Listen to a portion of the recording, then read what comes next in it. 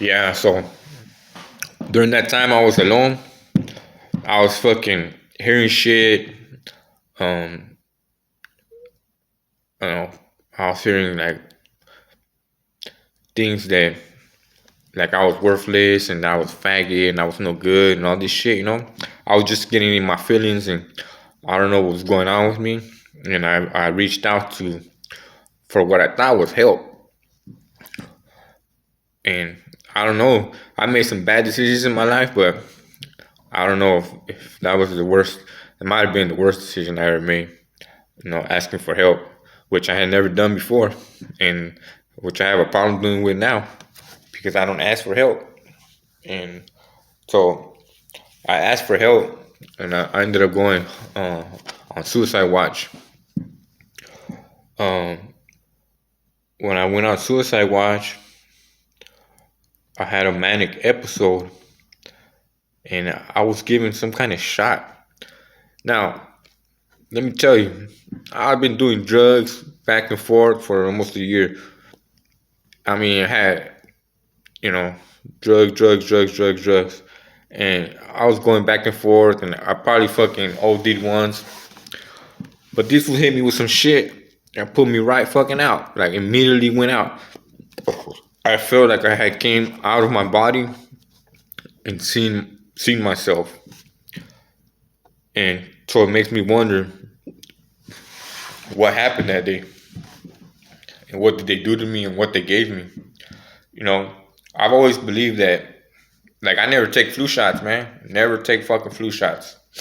And, because I believe they're no good for you. I believe that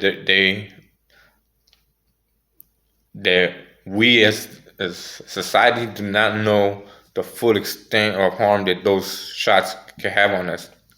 And that's just my belief. And so I've never taken flu shots. I took this shot, and I didn't take it. They gave it to me forcefully. And like I said, I feel like I had an odd body experience.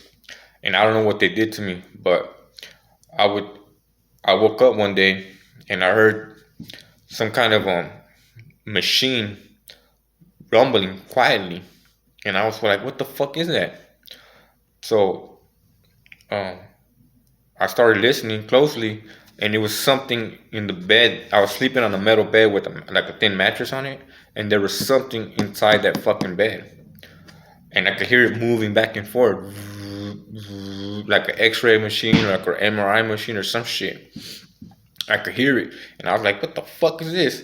Now, you gotta remember that, I have certain beliefs that lead me to believe that, not everybody's the greatest person in the world, and that, for instance, let me give you an example of where I get these beliefs from. Not where, but part of where. I read a book called Behold a Pale Horse, and it speaks about a story where they were giving TB shots to some African Americans back in the day, but they were infecting them with some kind of disease. I can't remember specifically what it was, but I'm reading this in books and seeing this in society as I grow up. So I build a belief system that sometimes the people that are supposed to be to help you are not going to help you. They're harming you. And I hear this machine going off, and I'm like, oh shit, something's going on here. I don't know what's going on here. So I get off the machine. I get off the bed, excuse me, that has something inside of it. I get off the bed, and as soon as I get off the bed, I start feeling burning feeling in my fucking anus, my asshole.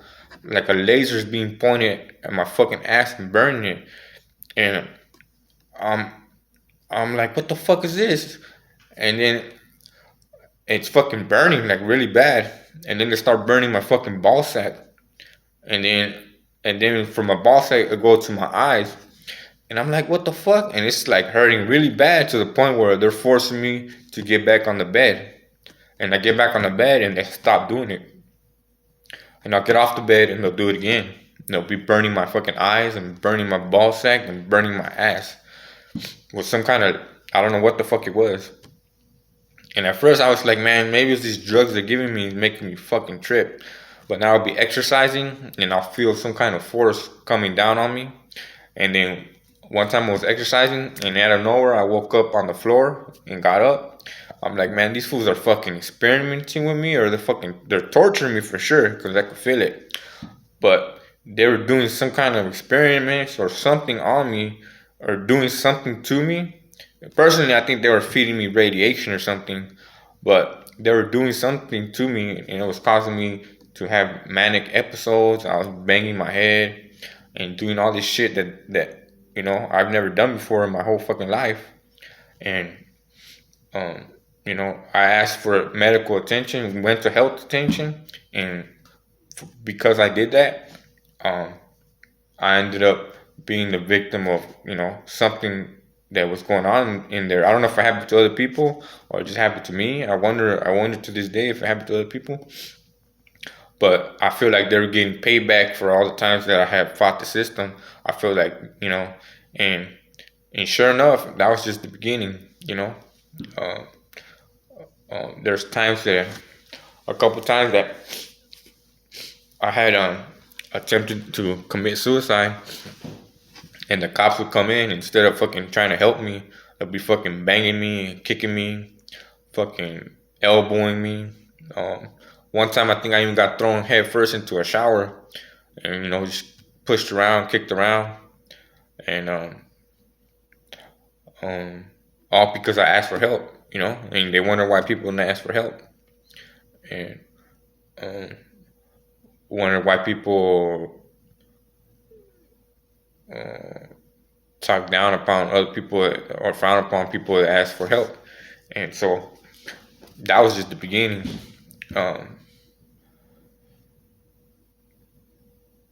I fucking starved there, torture. That was a bad time. They'll send me up fucking 12 hours on the road without using the restroom.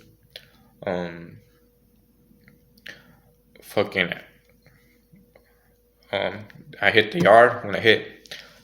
Now I hit the PC yard, SNY yard.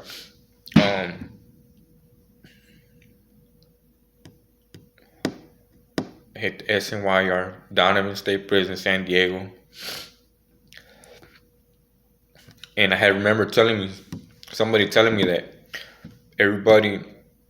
most people in the state system, COs, they all wanted to work in San Diego because of of the weather and the sun, and the real estate was, well renowned and stuff. I remember this because I'm not sure, but I think I see some people. Oh, and he tells me that the people closest to there usually have the best chances of getting there. So I'm like, man, I don't know. I think I see some people that were in San Diego, were in Calipat, or something like that. Anyways, now I've been in the system 13, 14 years. I've never been written up for a fucking fist fight. Nobody has ever tried to attack me by themselves. I keep myself in tip-top shape. At that time, I kept myself in tip-top shape at all times. You'd see me on the workout or fucking playing basketball or whatever all day, every day. And there's not many people, I wasn't the biggest, baddest motherfucker, but people knew that, hey, you shouldn't, that's probably not the person you want to, take your anger out on today. And so I'm in Donovan now. I get there, man, all kinds of shit's going on right there. They got a motherfucking gang right there. A CO gang, full bandanas, fucking cabs there, straight gang banging right there. I'm like, damn, this shit's vicious. People getting fucked up. I'm just trying to stay out the way. I ain't got no problem with nobody. I just want to go home. Now I'm on a mission. Mission is called get home, go home.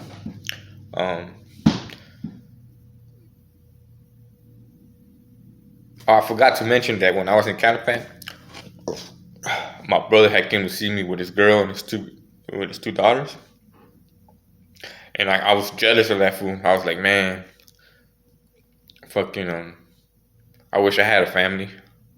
And so that was the beginning of a different way to think, And so now I'm at Donovan. Like I said, I work out all the time. I'm at Donovan. All of a sudden, I'm getting all kinds of problems. Or people are having problems with me. I'm working out one day, and I'm working out, and the bars are like right there in front of where the cops are chilling. Like I don't need their help, nothing, but I find it strange that so I'm working out, I hear, and I fucking get off the bar, and this fool's swinging at me like, what the fuck? So I fucking just push him real quick. I'm like, hey, bro, you don't want to do that. Like, no, don't do that. I could fuck this dude up. I'm like, nah, man, I just push him away, and the homie comes and pushes him away. My boy, the homie, Big Shadow from Lennox, bro. Got much love for that fool. Yeah, he was like, nah, he separated. He calmed that shit down. I was like, man, bro, just go on.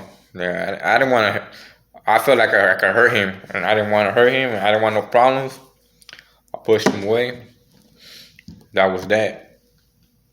Fucking later on, fucking I'm using the restroom, and this dude fucking same dude, same white boy comes again. Like, that's on my daughter. I'm gonna get your ass. This and this and that. And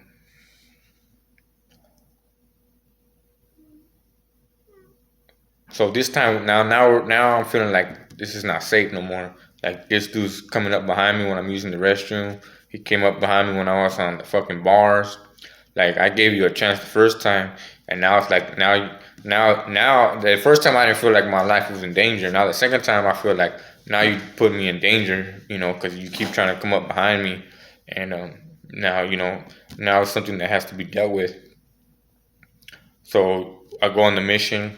My boy's right there with me all the time, and I'll stomp this fool out. And I'm telling you, I don't know what's wrong with this dude. This dude got the ass beating of his life. Jumped up, walked away, and came back for more. And we're like, my homie was like, nah, leave him alone. I was like, nah, just tell that fool to leave, man. And like, something was wrong with that dude. I don't know what was wrong with him, but this fool got the ass beating of his life. Like, not many people didn't get the ass beat like that. And this motherfucker popped up for more. I was like, what the fuck? This is crazy, man. That motherfucker must be a robot or something. And fucking so that was the first time, and I found it strange because people don't want to fight. Like, I talk a lot of shit, but most people, they're not fighting me. I talk shit in jest. I clown around, people clown back. If they don't like it, I'll stop, or they'll go away, or whatever. That's the first time. Then next time, some black dude just rushes me out of nowhere. His fool bull rushes me, so I don't even really get to fight him. I fucking bull rushes me. I drops me to the floor. I had to put my knee out. Fucking bust my knee open. That's the second time. Oh, that first fight with the white boy, I ended up fucking up my thumb. Oh yeah, this is big. I ended up fucking up my thumb. I go to the nurse for something else.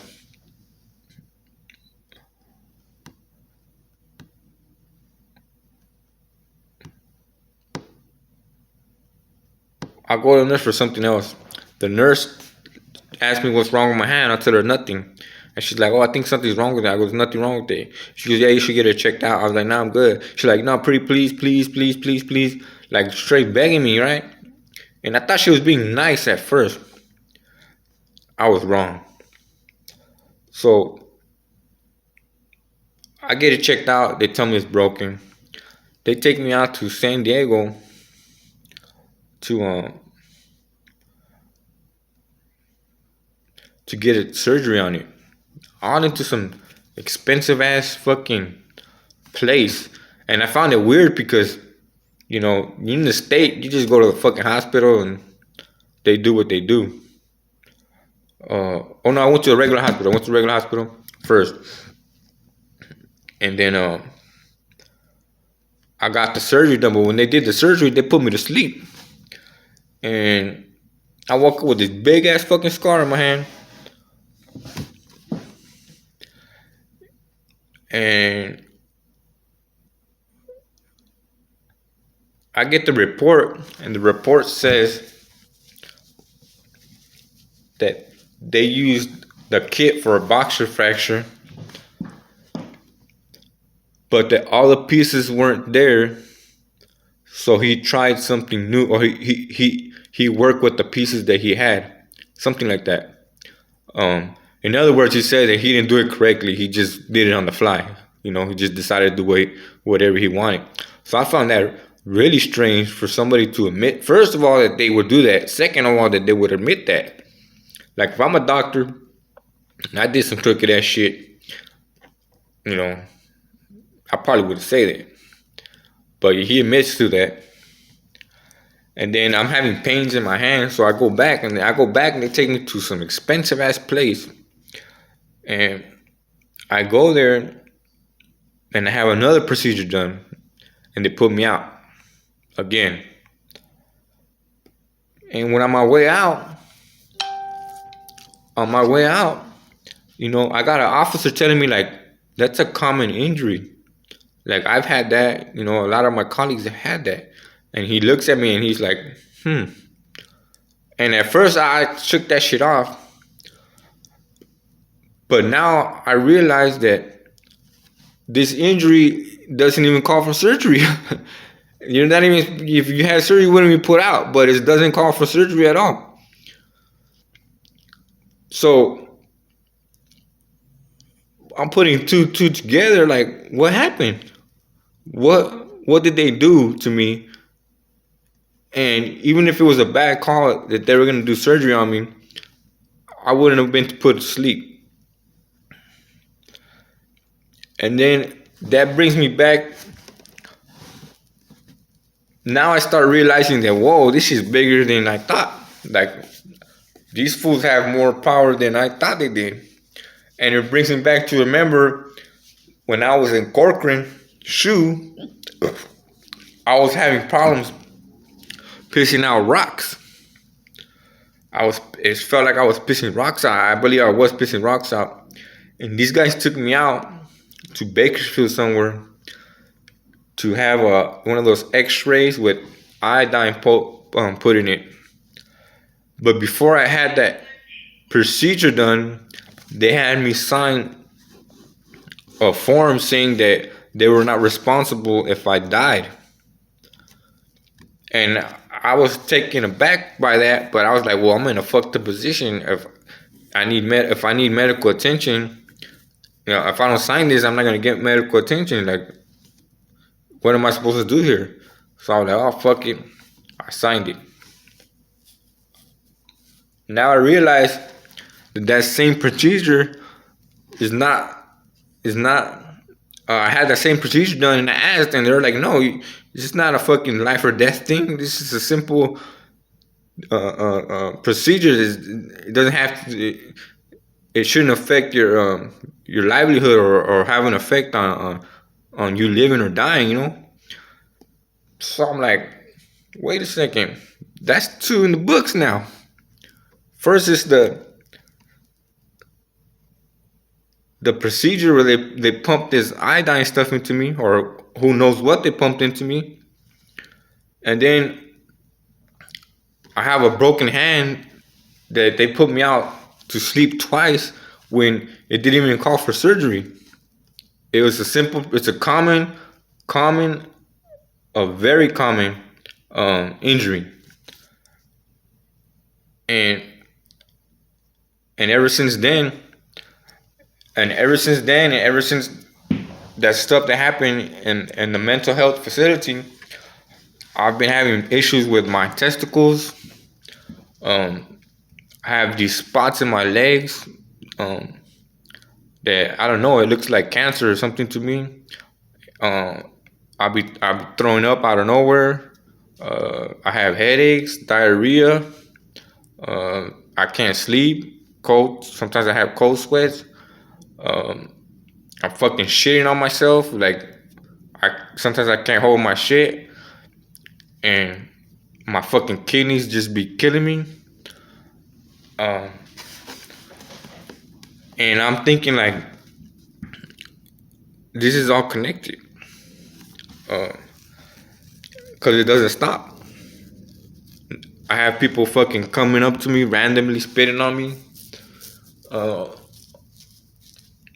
people attacking me. You know, all of a sudden I go blind. I see people. Next, thing you know, bam, I'm getting fucking hit. I got my my brow split open. I've got more scars in probably a total of 2 years that I actually spent on the yard than I got out of 16 years in prison on that yard. You know, uh, and it doesn't stop there. It continues. I get out of prison thinking that fuck it, I made it. Fuck, finally, you know, the day I've been waiting for, I've been dreaming about, and now I could go on and live that life that I wanted to live and make a family and, you know, do something productive with my life. Wrong. Fucking I get a job at a place that I won't name, but I'm working my ass off, fucking 6 days a week, 50 hours, 50 sometimes up to 56 hours. You know, almost there. 6 days a week for about a year. Um, people there don't. There's a lot of people there don't like me. You know, I get put in line. I get put on the management team. We're having uh they're getting me ready, pretty much priming me. Oh, I was trained by some dude that used to be a fucking supervisor who was training me like on all the ins and outs, showing me shit. So pretty much I was getting put in line to become a supervisor. And the dudes over there that were lazy and didn't like it, you know, one of the dudes was related to a cop or an officer, some kind of officer or something. Um, fucking that fool went and ran a make on my name, and all of a sudden people know my charges. You know, not only my charges though. That's the big. This is the issue. Not only my charges that probably anybody could look up, but they know things that happen in prison. You know, medical issues, medical things that happen. I'm like, where the fuck are they getting this information off? So pretty much, I get ran off of that job site. I'm on to the next job site. You know, because I felt my life was in danger. So I moved from the first spot, and then I moved into the next spot, and once again they start, you know, knowing my name, you know, things that happen to me that nobody should know, you know, medical things, mental health things, you know, so I can't work there either. You know, people are pretty much telling me off, and I get ran out of there too, and I go to the next fucking job site. People know my name too, and so I start putting together a picture of, you know, am I being watched? Am I being followed? Yes, I am. Is my life in danger? Yes, it has been. You know, uh, I have a thing with girls. I like going out with girls randomly, and I got set up. I went out with some fucking what do you call it? Not a transgender. Yeah, well, I guess a transgender chick, and fucking I felt like something was wrong, but I was fucking high. Like I said, I developed a drug problem, and then, which fucking blinded me to what was really going on. And I felt something was wrong, so I told her, "Hey, don't get near the fucking door." And I jumped in the shower and I heard her on the phone, and she's making some kind of plans. And I was like, I didn't feel comfortable. No, I felt like something was going on. Sure enough, I came out. There was two dudes coming in, so I took off. I took off, ran around. Had to go back and get my car, and these fools were hiding between the cars. So I fucking got in my car and took off. I think they followed me back home, but so that's the thing. Like that's when I say in my life, I feel like I've been running from death. That's what I'm talking about. Ain't no rest for the motherfucking for a man that it's not perfect, but he's trying to do better. And so yeah, they ran me out of my state, and but I ain't dead yet. Matter of fact, I might be born again.